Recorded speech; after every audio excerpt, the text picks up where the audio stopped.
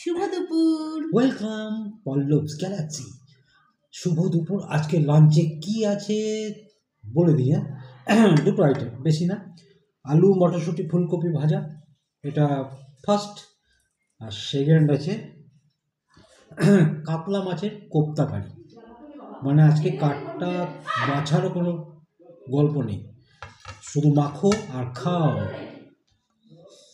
চলো তাহলে শুরু করি, কেমন?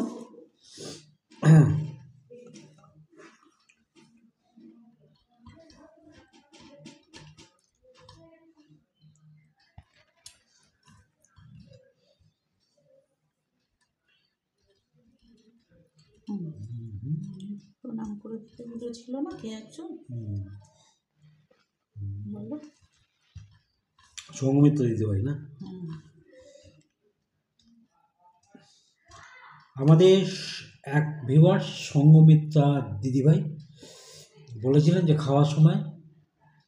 খাওয়ার আগে ভাত মুখে দেওয়ার আগে প্রণাম করে নেওয়া একদম পারফেক্ট। কোনো আসলে খেয়াল থাকে না। আসলে কি বলতো, মানুষ হচ্ছে অভ্যাসের দাস। আগে যখন একদম সত্যি কথা বলি, যখন পৈতে হয়েছিল প্রথম 1 বছর খুব মেনেছিলাম, তারপরে সেই গতানুগতিক যা হয় সেটাই চলছে, কিন্তু কথাটা একদম পারফেক্ট। আমরা আজকে করছি কিন্তু কদিন মনে থাকবে জানি না। ওটাই। তবে অভ্যাসে পরিণত করতে পারলে খুব ভালো।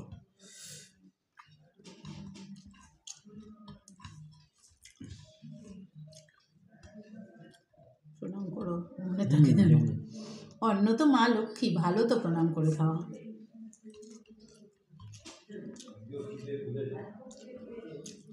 বইতে 1 বছর পরে সেই পঞ্চদেবতাকে দেওয়া হয়, সেটা করতাম, প্লাস প্রণামও করতাম।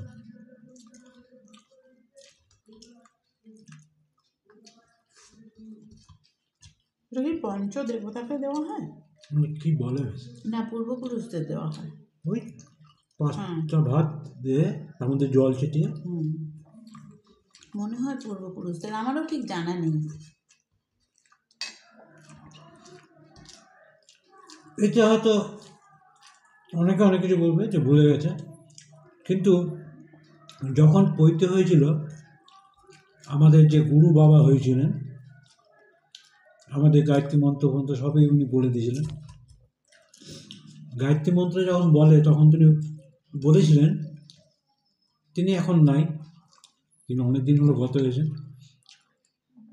যে এই মন্ত্রটা কাউকে বলবে না, কানে কানে বলেছিলেন।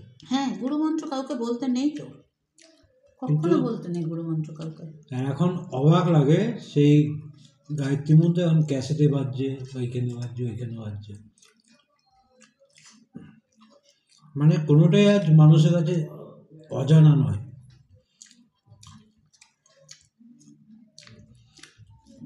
শুধু ধোঁয়ার পেছনে ছোটে মানুষ।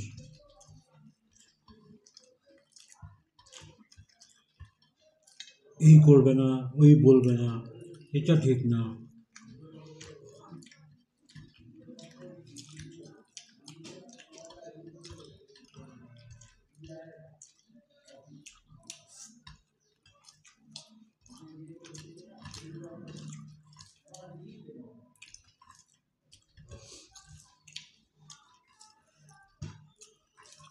আর খাওয়ার সময় তুমি যাই খাও, ডাল ভাত, নুন ভাত, ওরা যত এনজয় করে খাবে না, তত তোমার ভেতরটা শুদ্ধ থাকবে।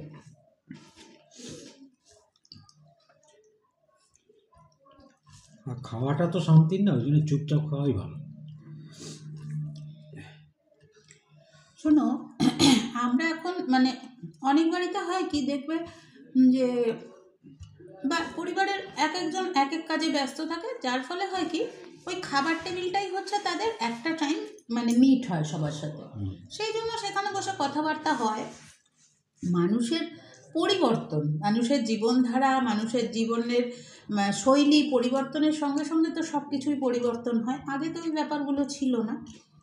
তখন কিন্তু আমার বাপের বাড়িতেও খেতে বসে কথা বললেই বলতো, খেয়ে ওঠো তারপরে কথা বলবে, যত কথা খেয়ে উঠে গল্প করবে, খেতে বসে না। এর কিন্তু একটা বৈজ্ঞানিক ব্যাখ্যা আছে। বৈজ্ঞানিক ব্যাখ্যাটা হচ্ছে যখন আমরা খাই তখন তো ওই যে ঢাকনাটা আমাদের এখানে ভেতরে, গলার ভেতরে যে ঢাকনাটা, সহজভাবে বলছি না, এমনি ঢাকনাটা বন্ধ খোলা করে, ও যখন খাবারটা যায় তখন খোলে, আবার খাবার ঢুকে গেলে বন্ধ করে দেয়। কথা বলতে থাকলে, কথা বলতে বলতে খেলে কিন্তু ওই জন্যই বিষম লেগে যায় বা গলায় আটকে যেতে পারে। কিন্তু এখন কি বলো তো, এই যে এখন ইটিং শো আমরা করছি, আমরা যদি নীরবে নিশ্চুপে খেয়ে যাই, তোমাদেরও ভালো লাগবে না, আমাদেরও ভালো লাগবে না। তাই যতটুকু পারি কথাবার্তা বলি। এমনিতেও আমরা দুজনে খেতে বসলেও খেতে বসেই কথাবার্তা হয়, এটাই হচ্ছে ব্যাপার। কারণ আমাদের শেফকো বলে একটা শেফকো টাউনশিপ আছে, ওখানে একটা ইনসিডেন্ট হয়েছিল। ভদ্রলোক চা খাচ্ছিলেন, তার চায়ের উপর দিয়ে একটা সর বসে, সবাই জানো। উনি কী করেছেন, কাপের সরটাকে টেনেছিলেন, টানার পরে কী হয়, শ্বাসনালীতে গিয়ে আটকে যায়। তিনি ছটফট করতে করতে এক্সপায়ার হয়ে গেছিল। সেই জন্যে এই জিনিসটা যখনই কিছু খাই তখনই মনে পড়ে। তো যাই হোক, তাও মাঝে মাঝে ছোটোখাটো গল্প পড়ে, বেশি গল্প হয়ে যায়। তাই জন্য বলে না, ডিমের কুসুম, দুধের স্বর, রসগোল্লা এই সময় খেতে খেতে কথা না বলাই ভালো।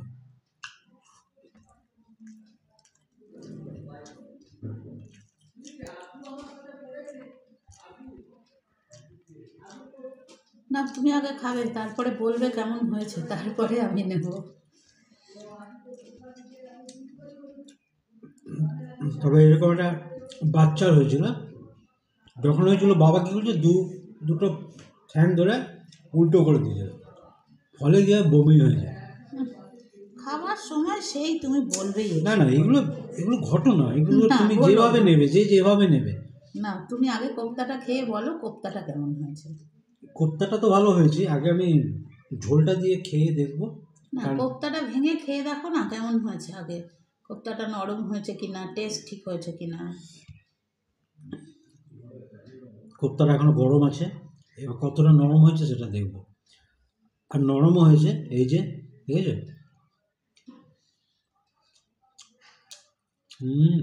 থ্যাংক ইউ, খুব সুন্দর, দারুণ হয়েছে। মানে এটা প্রথম চিকেন করেছিলাম, মাছ এই প্রথম করলাম। এর আগে চিকেন হয়েছে, মাছ।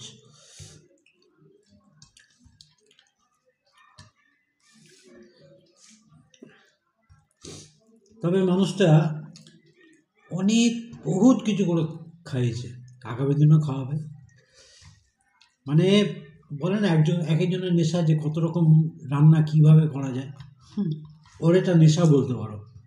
আর রান্না তো অবভিয়াসলি একটা শিল্প, যে যেরকমভাবে করতে পারে।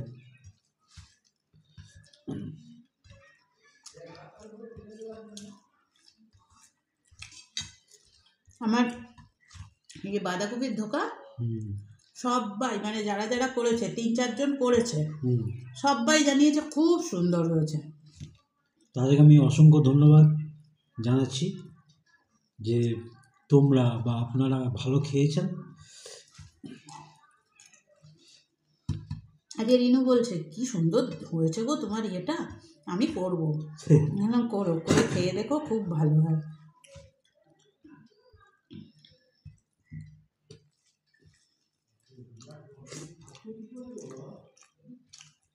না, আজকেও কোপ্তাটা খুব সুন্দর হয়েছে।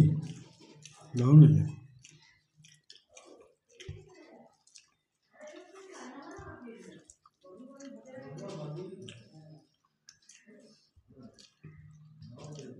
আমার 4 পিস পেটি থেকে 14টা কোপ্তা হয়েছে। তার মানে 2 পিসও যদি কারোর ঘরে থাকে তাহলে 6টা হয়ে যাবে, 2-3 জন মানুষের যথেষ্ট।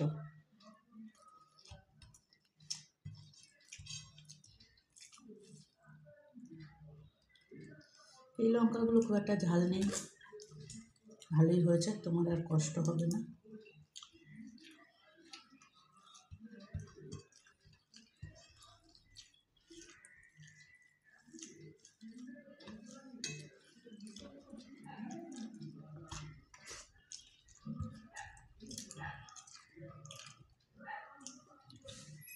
কষ্ট করে মাছ বাছতে হচ্ছে না। হেভি হয়েছে। ওই জন্য চুপচাপ খাচ্ছি।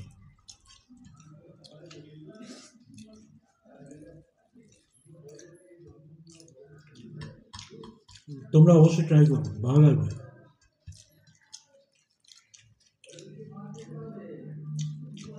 রেসিপিটা কোথায় পাবে? অনুর পাকঘর, যেটা শর্টস চ্যানেল নতুন।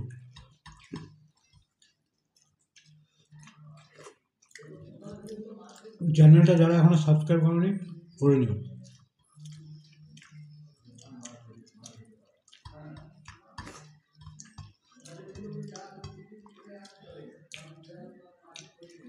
আর এইসব জিনিস কি বল তাড়াতাড়ি শেষ হয়ে যায়।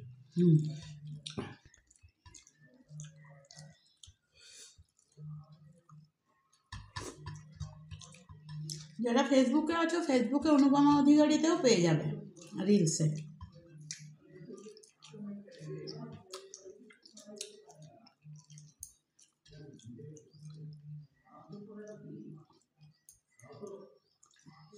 ছোট ছোট কাটা রয়েছে, একটা কাটা একটাই ছিল, দুটো বেরো, দুটোতে দুটো বেরো। ছোটো কাটাটা মনে হয় থেকে গেছে, খেয়াল করিনি।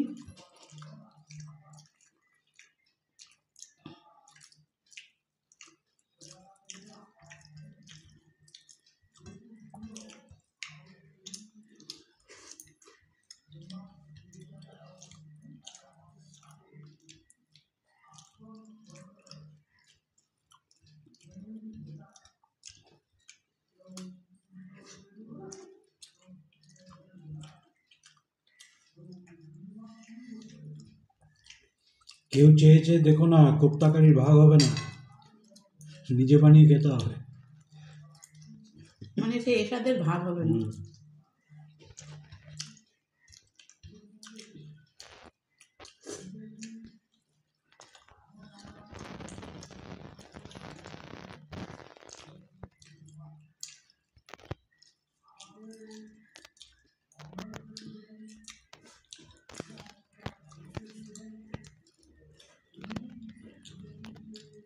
একদম পারফেক্ট, খুব ভালো খেলা।